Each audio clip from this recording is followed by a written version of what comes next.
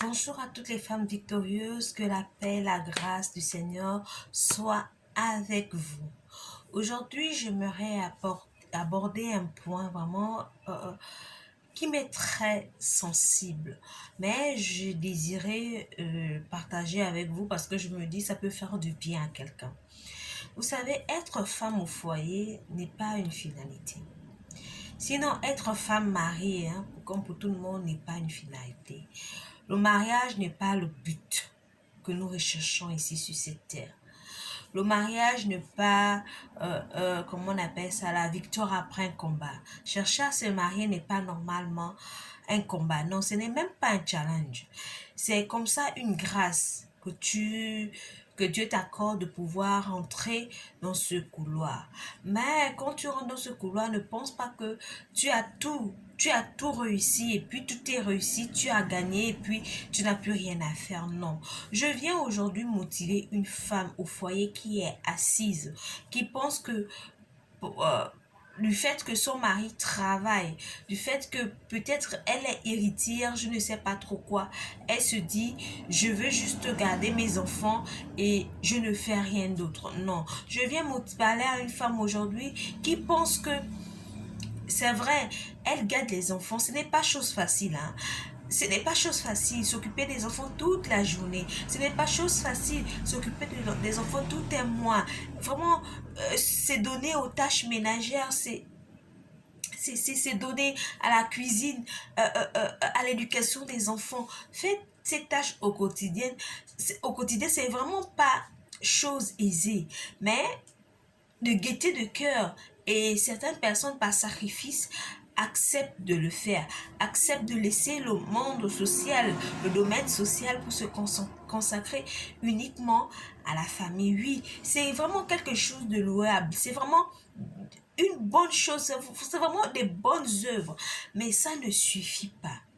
Ça ne suffit pas et ça ne te garantit pas le lendemain, ça ne te garantit pas comment on appelle ça, une stabilité dans la vie future. Ça ne garantit non plus la stabilité de tes enfants parce qu'il faudrait que tu retiennes une chose. Tu es femme au foyer aujourd'hui, tu es active parce que tu t'occupes certainement des enfants, oui. Mais une chose est sûre, un jour à l'autre, les enfants là vont devoir te quitter, vont partir aussi former leur cocon familial, vont partir aussi découvrir autre chose, vont partir certainement pour des raisons d'études, pour des raisons de mariage, pour des raisons, peu importe, les enfants finiront toujours par partir. Comme aujourd'hui, je suis partie, j'ai laissé mes parents. Aujourd'hui, tu es certainement parti, tu as laissé tes parents, tu es en train de faire ta famille. Il faut que tu comprennes que demain aussi, ces enfants aussi vont partir et tu vas rester seul. Alors, quand ils vont partir, qu'est-ce que tu vas devenir? Tu vas devoir t'occuper de qui? Tu n'auras plus les enfants autour de toi. Je viens te parler aujourd'hui.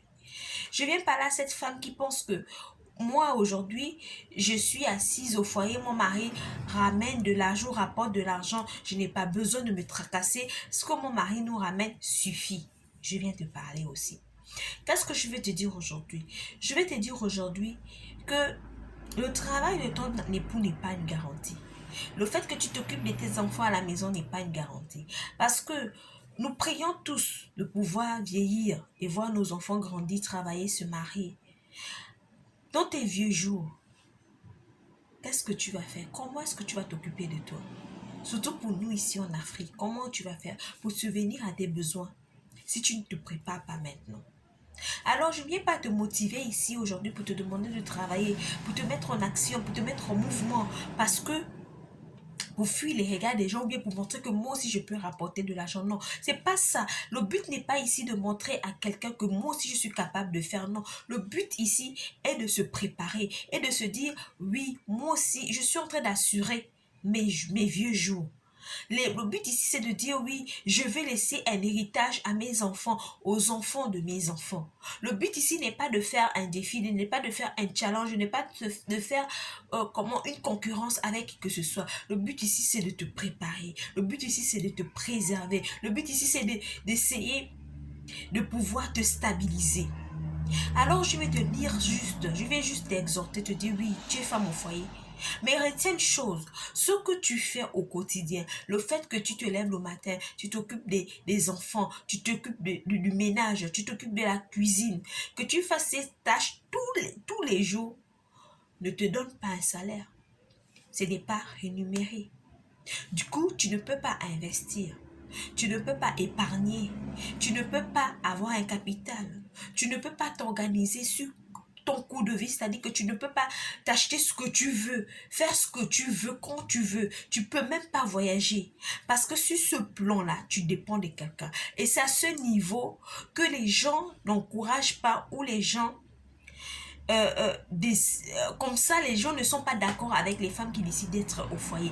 Parce que justement, ces femmes au foyer-là font vraiment des bonnes actions, font vraiment des choses extraordinaires. Mais le fait qu'elles n'apportent pas de l'argent, s'il faut parler de manière crue, de l'argent crée vraiment un souci dans la tête de certaines personnes. Tout le monde ne le comprend pas. Tout le monde, malheureusement, ne comprend pas le travail que les femmes au foyer font. Alors, je viens te dire aujourd'hui, tu es femme au foyer, tu t'occupes de tes enfants, oui, tu fais un bon travail. Tu pries pour eux, tu pries pour ton époux, tu sécurises toutes choses. Mais retiens une chose, être femme au foyer n'est pas un métier, ce n'est pas rémunéré. Tu ne gagnes rien, tu ne peux pas t'épanouir tout simplement parce que tu t'occupes des autres.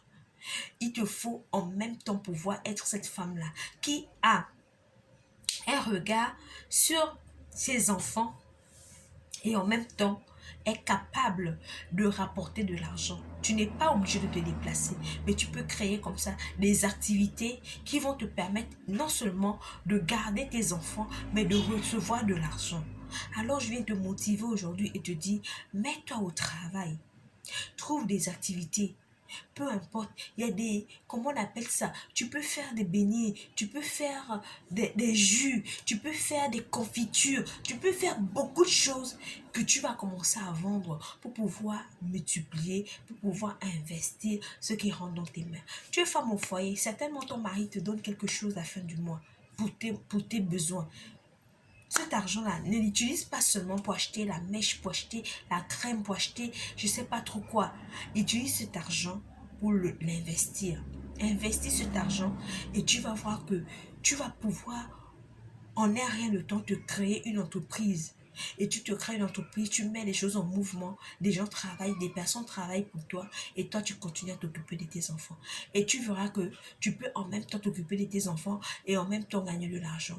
Et je t'exhorte aussi à le faire. Pourquoi? Parce qu'il y a des faits divers, il y a des choses qui arrivent. Nous ne sommes pas Dieu. Dieu lui sait comment il fait les choses. Donc quelque part, on ne sait jamais. Ton mari peut partir, Dieu peut le rappeler. Qu'est-ce que tu vas devenir avec tes enfants? À quel moment? Et si tu as des enfants, des petits-enfants, qui prendra le relais? Tu vois, tu peux aussi arriver à un moment où ton mari peut aussi perdre son emploi. Qu'est-ce que tu vas devenir? Or que si tu mets les choses en mouvement, parce que être femme au foyer, c'est une grâce, c'est-à-dire que tu es libre pour pouvoir apprendre, pour pouvoir te former, pour pouvoir faire des choses tout en étant à la maison parce que tu es maître de ton temps. En dehors de Dieu, tu deviens maître de ton temps. Tu contrôles les choses. Donc, mets les choses en mouvement. Lance-toi dans le business. Lance-toi dans l'entrepreneuriat. C'est possible de le faire. J'espère que ce message a fait du bien à quelqu'un. Partage la vidéo pour pouvoir motiver une femme qui est assise au foyer, qui pense que être assise au foyer, c'est une garantie. Non, ce n'est pas la garantie. Demain, ton époux peut te laisser. Demain, ton époux peut perdre l'emploi. Demain, ton époux peut divorcer de toi. Et tu as les enfants, comment est-ce que tu vas faire? C'est-à-dire, la Bible dit, l'homme prudent voit le mal venir de loin. C'est-à-dire, il faut te préparer. Il faut te préserver. Il faut te sécuriser. Parce qu'on ne sait jamais. Notre passé est une histoire. Notre présent est un cadeau. Le futur, nous ne le connaissons pas. C'est quelque chose qui appartient à Dieu. Alors partage la vidéo. Peut-être par ma bouche, quelqu'un peut être interpellé. Peut-être tu as déjà dit ça à quelqu'un, mais la personne n'a pas compris. Mais le fait de savoir qu'il y a quelqu'un aussi à l'autre bout du monde qui pense la même chose peut booster quelqu'un aujourd'hui. Peut pousser à une femme au foyer de dire, mais tiens, oui, je suis au foyer, mais ça ne me garantit pas, ça ne me sécurise pas, ça ne me permet pas d'atteindre cette stabilité financière. Il me faut mettre des choses en mouvement. Et il y a beaucoup de choses que tu peux faire pour pouvoir rapporter de l'argent à la maison. Alors je vais vous dire ciao ciao, à très bientôt.